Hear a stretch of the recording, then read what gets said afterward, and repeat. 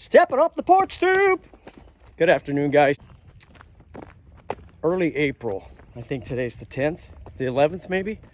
And everywhere, that evergreen's been green all year long. Everywhere. See that tree behind it though? The red maple. Pear tree over yonder past the raised beds. Just things are turning and popping everywhere. And you know what? I just made up a little ditty because I'm so happy. It's called Go Time. It's go time, it's grow time, it's buddy you ought to know time. You better get those veggies in the ground. All right, I'm tripping over sticks here, guys. So what'd you think of that? Today we're gonna talk about compost. I'm working on harvesting this compost right here. I did a video about that 3 weeks ago. See, I dug a hole in there. It was so wet. I was having trouble screening it. I dug a hole to kind of get some air in that area right there inside, and it's really working well. It's good. We finally got a time to dry out. It's mid-70s, upper 70s, even later in the week. I think we're dipping down into the mid-40s, but not bad. We're in southern Indiana, zone 6B, so our growing season is on. It's go time, buddy, you ought to know time. So there's the one I'm working on right there. I've got 4 bins here. 1, 2, 3, 4, and then beyond that I've got 2 big silos. I've got silos of leaf mold that I chomped up with this wonderful shredder we invested in right when we moved in here. So here's the one that's finished. Working on it now. I've already harvested a couple of wheelbarrows full. If you saw the onion video, you see what I did with a lot of that. I dressed 2 or 3 or 4 inches worth of this, a generous amount of screened compost, finished compost, where I planted the onions. As well, I did the same treatment for some brassicas, some broccoli and cabbage that I put in. All of those that I just mentioned, onions on down the line, that I've top dressed with screened compost from bin number 1 here. Bin number 2 is the one I'm gonna work on this summer, right behind me here. This is a good sized bin. You see I've got these bullet mattresses that had leaks that I've repurposed into covers for my compost as it's cooking so it doesn't get too soggy. Remember, you want brown ingredients. Leaves, twigs, dead stuff, weeds, hopefully not weeds with too many seeds, but a good hot compost will kill most seeds anyway. So brown, green, grass clippings, green weeds, kitchen scraps, coffee grounds. I know they're brown in color, but no, sorry, they are known as a green. So your greens, your browns, and then you want a little bit of good compost to start it with, sort of like the yeast in the batter. That's how you start your compost, guys. And you want the right amount of moisture, was my point a minute ago, because that's why I've used these things. I don't want it getting too wet or too dry. We want it, like you guessed it, chocolate cake. So chocolate cake that you might squeeze if you were a kid and it would hold its form. That's kind of how you want your compost to be doing. If it drips water or is soggy, you got too much water and it's gonna become anaerobic. That means no air. It's gonna get stinky, and it's gonna smell like a bathroom that needs plumbing work.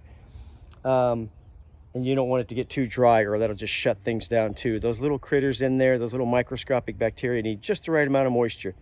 Hence this. We had so much rain in the late winter and early spring this year. I had to cover it, or this finishing compost, which was just 3 weeks away from being done, would have just been a mess. So number 1, finished compost. Number 2, this is the one I'm going to work on all summer. You see I've got egg shells in there, kitchen scraps in there. Here's some leaf clippings from the first mowing I did. Doesn't matter if there's weeds growing in here. This is going to get smothered as the summer goes on. I'm just going to keep adding and adding and adding to this big bin. It is my biggest bin. Most of these are about 50 to 55 inches across. This one, I think, is about 70 inches across. Same depth. So it's a really big one, 4 feet high. So that's bin number 2. Bin number 3 is the one I'm turning my half-baked compost into. So you can see I've got some in here. See the critters buzzing around and stuff, little gnats and stuff. That just means spring is here. And you can see this little wheelbarrow here. I'm also going to be taking some of this half-finished compost, and I did an experiment years ago where I took half-finished compost and I spread it like 8-10 inches deep in a 12 by 12 in-ground plot in California during the early spring in February. And in mid-March, of course it's California, I planted my potatoes into it and harvested over 100 pounds out of that 12 by 12 area. 105, 106 pounds, something like that. I'm going to take some of this half-finished compost in bin number 4, which is right here behind these 2 pieces of thin plywood here. And that's going to be going into my hugelkultur in the north garden. And I'm going to plant, you could any shape of garden, it doesn't matter. My point is I'm using half done compost. This has been sitting for about 2 months to go on the bottom of my, or in the mix of where I plant my potatoes, and they'll help break things down. Potatoes are very forgiving for that. They'll finish, my theory is they're going to finish, like in California, making my compost for me. So cool. So I'm going to come back in a little bit, guys. I'm going to turn this compost right here. This is the tool I'll be using, a pitchfork. I've had that thing for many years. You see, I've got the handle wired with a screw, and it's like so steampunk looking, isn't it? And it just holds the top on, the head on, because it's about to fall off. I'll be right back, and you'll see where I've turned from bin number 4 into bin number 3, and you'll see what it looks like in bin number 3 with this half-baked compost. See you in a minute. Back at the compost. All right, so there we go. As you can see, this guy here, all empty. This is the one that was filled originally. Just a little side note, and important though. You notice I had cardboard earlier built up above this chicken wire. The chicken wire kind of holds the debris in place. If you've got it open like this, it's just gonna fall right through, even a regular pallet like this. I had cardboard lining this whole thing.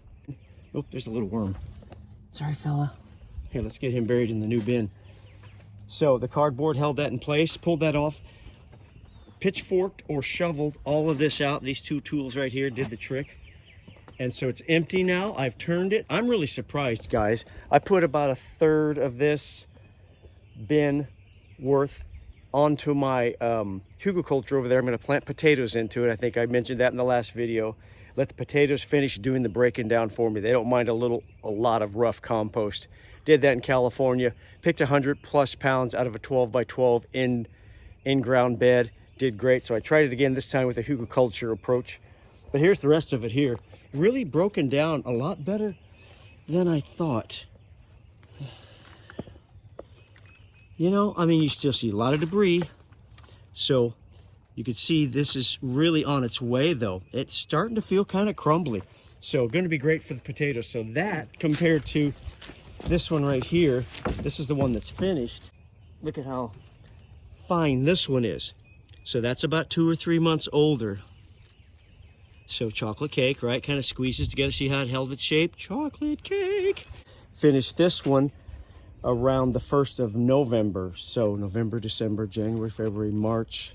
So we're 5.5 months in. No reason why this one won't be close soon. 6 months is a good, if you're building your compost pile right with the right components, your brown, your leaves, your twigs, your dead stuff, mixed with your green, your coffee grounds, your kitchen scraps, your grass clippings, live branches and leaves, and a little bit of good compost or manure to kickstart it, get those bacteria rocking and rolling, and the right amount of water to create that chocolate cakey type thing. The chocolate cake, this is the newer one. See how that's kind of holding its shape? I can hold it like that. This is perfect. Actually, there's no reason why you can't have compost anywhere between 4 and 6 months. So I'm approaching the 6-month mark. This is approaching the 7.5 month mark. So that's how I've turned it, guys. This probably will not heat back up, but it's going to incorporate the moisture where the dry edges were just kind of sitting dormant. I've mixed those more into the middle, stirred this around.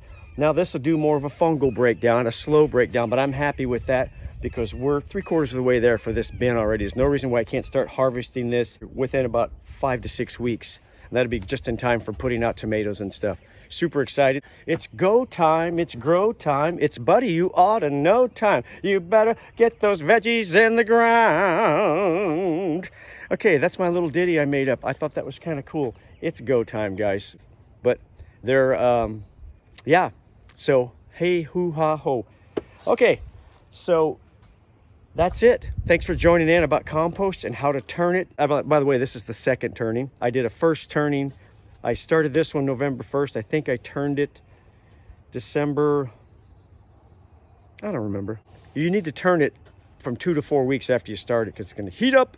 It's going to cool down and it's going to slow down. You want to keep that bacteria cooking.